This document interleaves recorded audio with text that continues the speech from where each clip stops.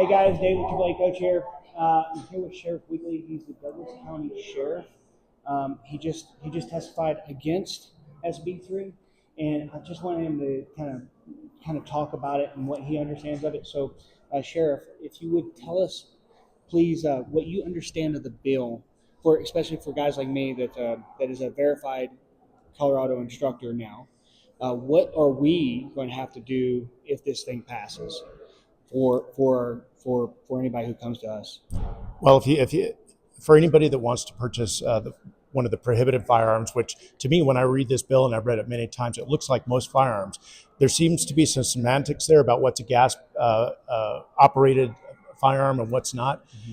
Any type of semi-automatic firearm, when you pull that trigger, it's the gases that are expelled from that cartridge that causes that action to go back and then chamber another round. Mm-hmm. So from my perspective, it appears that all semi-automatic weapons are going to be illegal. So there's four distinctions in there. There's the direct gas, piston gas, blowback, and then recoil operated. Now, I'm very familiar with direct gas and piston gas. It's generally you're going to be your AR-15s, your AK-47s.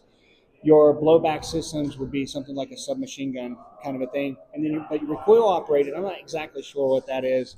It doesn't sit well with me. And I'm a former weapons sergeant in the Special Forces. So if you look at the bottom of page 3 on this bill, yeah, it looks to me like it's the average semi-automatic pistol. Gotcha.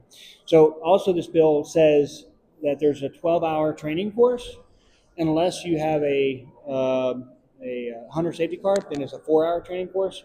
Now, since if somebody wants to exercise their Second Amendment in a concealed fashion and they want to specify semi-automatic, would they then have to take the 8-hour concealed carry course and then a 12-hour course?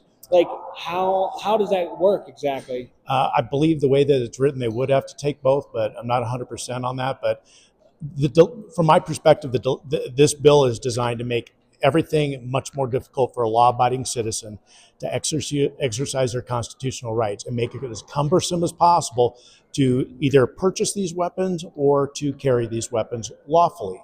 Again, my point for being up there, criminals don't care. Everything that's being discussed here, the litany of pages in this bill and the amendments, they don't care.